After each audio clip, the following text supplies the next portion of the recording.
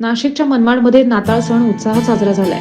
विविध चर्चमध्ये मध्यरात्रीपासूनच धार्मिक कार्यक्रमांना सुरुवात झाली. नाताळ सणानिमित्त विविध चर्चमध्ये आकर्षक सजावट आणि रोषणाई करण्यात आली. संत बार्नबाद चर्चमध्ये करण्यात आलेल्या येशू जन्माचा गव्हाणीचा देखाव्यानं लक्ष वेधलंय. शहरातील विविध चर्चमध्ये ख्रिस्त जन्मोत्सव साजरा झालाय.